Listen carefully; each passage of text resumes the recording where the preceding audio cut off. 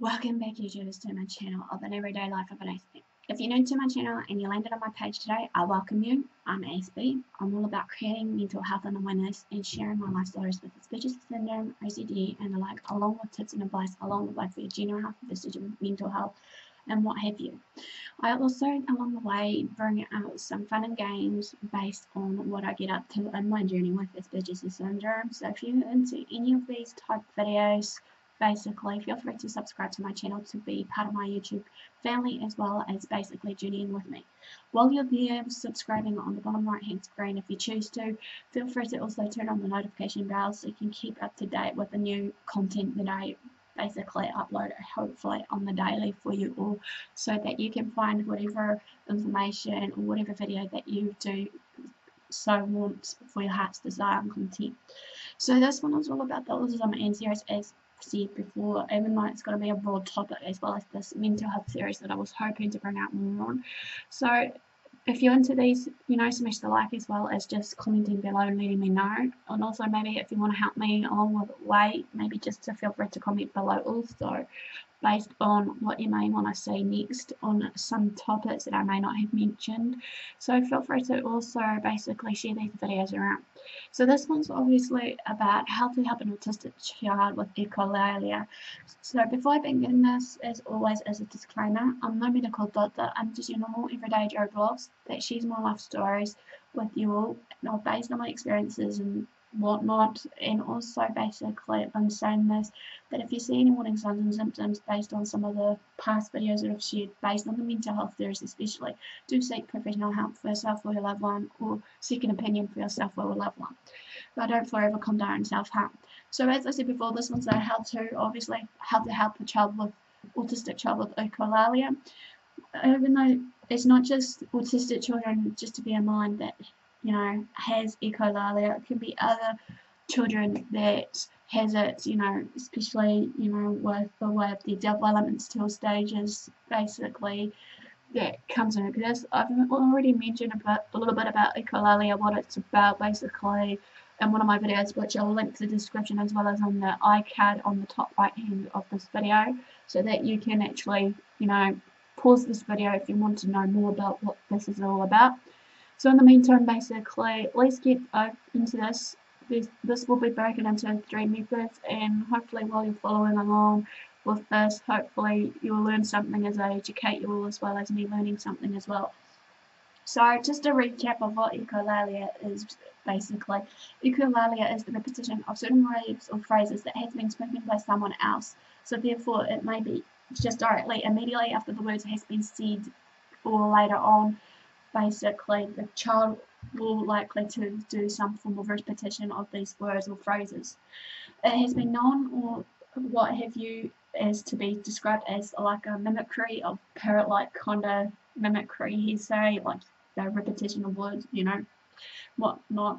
So for instance, or for a classic example, when a child is being asked, do you want some juice? A child with echolalia may answer something to the lines of want some juice. Echolalia is to some extent considered to be a normal part of the language acquisition that is needed to be in place for young children in their developmental stages, so that they can, reenact certain words and phrases. However, autistic children may rely on it more heavily, though, and many autistic people may use it through their teens and adult years, but not all will do this. Some, but not all.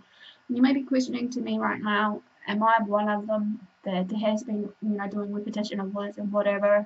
Yes, I'll admit that sometimes it will drive people up the wall.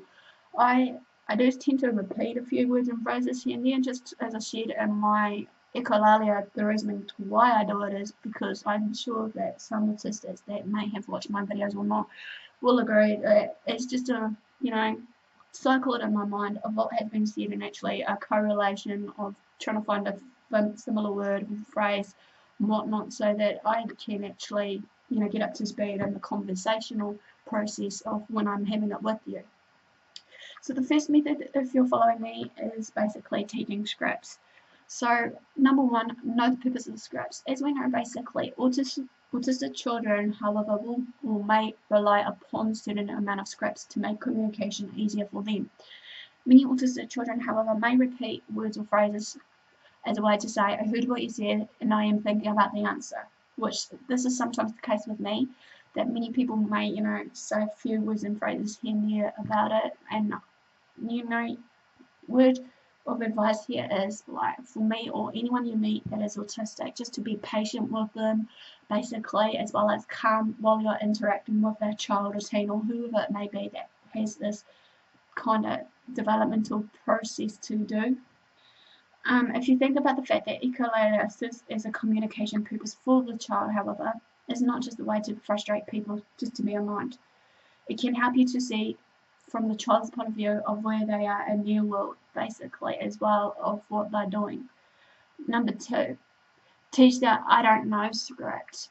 For those questions to which they don't know the answers to, autistic children or any other children in this developmental stage should be encouraged to say, I don't know, which is alright to not know about certain facts, figures, or whatever it may be that we are in that conversational line with yes.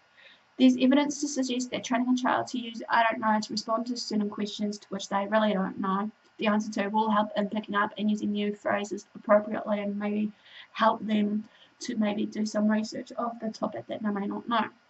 Try asking a series of questions to your child that you know that don't know the answer to. A classic example is asking them, we are your friends. Prompt the answer by saying, I don't know. Then maybe, what is the capital canvas, followed by I don't know. You can write down as many questions ahead of time and practice the script each time with your child, as well as maybe another way to teach the I don't know script is by having another person there who answers the unknown questions with I don't know, so they can form that repetition. 3, prompt the child to give the correct response. Children may use echolalia when they don't know how to respond or how to turn their thoughts into some form of appropriate words or phrases. So be careful what you say and do in front of them, however, based on your words and actions, because as they will obviously initiate either a response or just an action towards what you have said or done. Providing a script, however, may help them know what to say. For example, what is your name? And prompt the correct response of the child's name. Repeat this until they have learned the right form of script to actually, provide this conversation with you or others around them. Try these with all these questions that have the same answer. What is your colour of the house? Followed by green. And what is your dog's name? Followed by Casper. It's important that you supply the answers every time to teach the script until the child starts doing this on their own. This approach will only work for questions that always have the same answer. For example, it would not work for something like, what colour is your shirt you're wearing today? Because the child's shirt colour will change each day. Number 4, teach your child plenty of scripts. This form of method or way your child can successfully communicate everyday basic things, even when they're feeling overwhelmed. This gradual process can provide the tools for confidence, vocabulary, communication, and proper interaction for the child. 5, teach scripts that focus on their needs. If an autistic child can't communicate their needs, however, because as I said before, some autistics will be non-verbal, they may become frustrated or distressed and may even eventually have a meltdown. Scripts will also help them to tell you what they need. Well, not just everyday scripts as such, but visual aids and tools that they may use. Allowing you to fix the problem before they are pushed over the edge or tipping point and start screaming or crying, or again as they have that meltdown, shutdown stage, or whatever it may be. Examples of scripts may include the following: I need quiet time, I'm hungry, that's too loud, please stop. These, in all fairness, should be able to help you in a way of basically understanding your child more of to their needs and whatnot. Now, method 2 of this is using the modelling technique. Number 1, use the exact words you want the child to use. Modelling should include the exact words and phrases which the child will and can understand, pick up and reproduce. This helps them learn to phrase the things they want to say to you. For example, you already know that the child dislikes playing a certain toy that they've got in their toy box, but in order to teach them to express it verbally, you can get off with the toy and then keep using phrases or words such as no thank you or I don't want to. When the child uses the desired phrase they want to use, give the desired outcome. A classic example is if the child successfully says, "I want more please," then give them more. If you repeat the phrase several times and the child doesn't seem to respond, do the desired action. The child will start associating the phrase with the action, then trying again later. Do it in little steps. In time, the child will start using the phrase. 2. Leave a blank in your sentences and point to the answer. If you intend to give your child a snack, or if it is time for the child to drink milk, then you could model by saying, "I want to drink," point to milk and say milk. Or say, "I would like," point to a snack and say snack. In time, the child will eventually fill in the blank by themselves by repeating these sentences over and over again. 3. Say statements to your child rather than asking those questions. Sometimes it is best to avoid questions such as, "Do you want this?" or "Do you want me to help you on this?" or "Do you want help?" Because they'll repeat the questions and say what they should really mean to say. For example, if you see them trying to reach something, instead of asking, "Do you want me to help you?" try saying, "Help me reach my toy, please," or "Please lift me up so I can reach my book." Encourage them to repeat these phrases. Then whether the child repeats it or not, just help them. 4. Avoid the child's name at the end of phrases. The child will start repeating it after you and it won't make sense. When saying hi or good night, simply say the word and don't say their name after it. Or you can just say their name first and then pause and say what you intended to say last. When the child needs to be commended for a job well done, then instead of using the name of the child, use the congratulatory word alone instead of saying, "Great job, Alison," or just say, "Great job," or to show it through the actions in the form of kisses, a pat on the back, or a hug. 5. Keep teaching fun and lighthearted.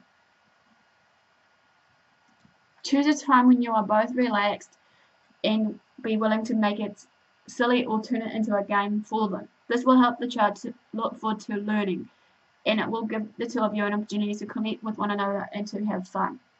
Teaching shouldn't be too painful, nor should it involve a battle of all wills. If one or both of you are getting too frustrated, stop and try again later. Last but not least, any other conditions as I mentioned before. Echolalia has many uses as a form of communication. Autistic children may use it. If they don't know the meaning of some individualized words or the purposes or uses of these questions that I have mentioned earlier in the piece, in these cases, children may rely on phrases that they've heard to communicate. For example, "Do you want a cookie?"